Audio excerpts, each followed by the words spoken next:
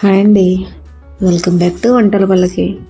ఈరోజు వీడియోలో పిల్లలకి లంచ్ బాక్స్లోకి ఈజీగా సింపుల్గా తొందరగా అయిపోయేలా బీరకాయతో ఒక రెసిపీని చేసి చూపిస్తాను మీకు. ఇప్పుడు దానికోసం ఒక 1/2 కిలో బీరకాయలు తీసుకోండి, 2 మీడియం సైజ్ ఉల్లిపాయలని, 4 పచ్చిమిరపకాయలు, 2 కోడిగుడ్లు కూడా తీసుకోవాలి. ఈ బీరకాయ ముక్కల్ని ఉల్లిపాయలని చిన్న ముక్కలుగా కట్ చేసుకుని పక్కన ఉంచుకుందాం. ఇప్పుడు స్టవ్ ఆన్ చేసుకుని కడాయి పెట్టుకుని ఒక 3 స్పూన్స్ ఆయిల్ వేసుకోండి. ఈ ఆయిల్ బాగా వేడెక్కాక ఒక 1/2 టీ స్పూన్ జీలకర్ర వేసుకోవాలి.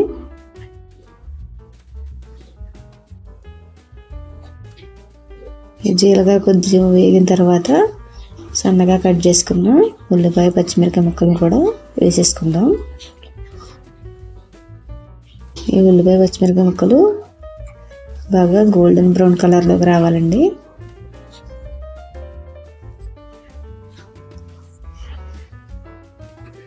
ఈ రెసిపీ పిల్లలకి ఎంతో ఆరోగ్యంగా ఉంటుంది. ఇందులో మనం కోడిగుడ్లు కూడా యాడ్ చేస్తున్నాం కాబట్టి మనకు కావలసిన ప్రోటీన్ అంతా కూడా వెళుతుంది. దీంట్లోనే ఒక 1/2 టీ స్పూన్ పసుపు, 1/2 టీ స్పూన్ ఉప్పు వేసుకుని బాగా మగ్గనిచ్చుకోవాలి. ఈ ఉల్లిపాయల్ని సన్నని మంట మీదే మగ్గనిచ్చుకోవాలి. ఇప్పుడు మూత పెట్టేసుకుని ఒక 10 నిమిషాలు మగ్గనిచ్చుకుందామండి. ఈ రెసిపీని ఒకసారి మీరు కూడా ఇంట్లో ట్రై చేసి చూడండి, మీకు చాలా బాగా నచ్చుతుంది. బీరకాయలు ఎప్పుడూ చేసే విధంగానే కాకుండా ఇలా కూడా ఒకసారి ట్రై చేసి చూడండి. సింపుల్గానే అయిపోతుంది. మనకు కావలసిన పోషకాలన్నీ కూడా ఈ రెసిపీలో దొరుకుతాయి మనకి.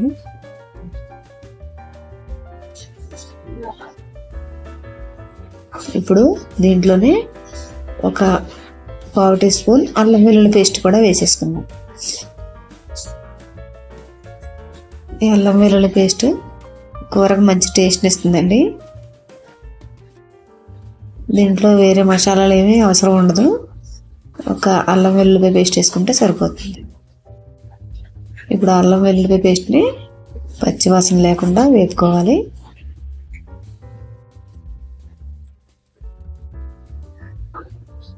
ఇది వేగిన తర్వాత చూడండి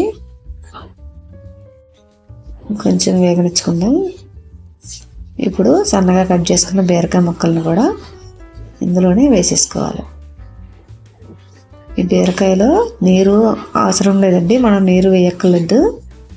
దాంట్లో ఉన్న నీటితోనే మనం కూరను కూడా రెడీ చేసుకోవచ్చు.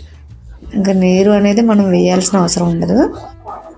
చిన్న మంట మీద పెట్టుకుని సింపుల్గా చేసేసుకోవచ్చండి. ఇది బీరకాయలో వచ్చే వాటర్తోనే కూర మొత్తం రెడీ అయిపోతుంది. ఇప్పుడు 1 నిమిషం మూత పెట్టుకుందాం. దాంట్లో ఉన్న నీరంతా కూడా బయటకు వచ్చేంత వరకు వెయిట్ చేద్దాం. చూసారు కదా, మొత్తం నీరంతా కూడా బయటకు వచ్చేసిందండి. ఒకసారి కలుపుకొని దీంట్లోనే కారం, ధనియాల పొడి కూడా వేసేసుకుందాం. ఇప్పుడు 1 స్పూన్ కారం వేసుకుంటున్నాను. అందులోనే ధనియాలు జీలకర్ర పౌడర్ 1 స్పూన్ వేసుకోండి. ఇప్పుడు బాగా మిక్స్ చేసుకుందాం.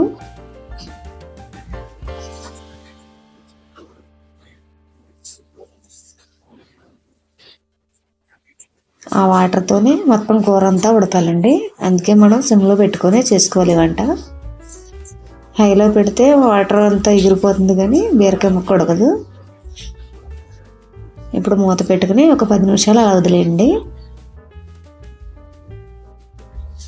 చూసారు కదా, మొత్తం బీరకాయ ముక్కలు శుభ్రంగా ఉడికిపోయినాయండి. ఒకసారి కలుపుకొని నీరు ఏమైనా ఉందేమో చూసి చెక్ చేసుకోవాలి. నీరు మొత్తం పూర్తిగా ఎగరనిచ్చుకోవాలి. ఇప్పుడు ఇందులోనే 2 కోడిగుడ్లని బ్రేక్ చేసుకుని వేసేసుకోవాలి.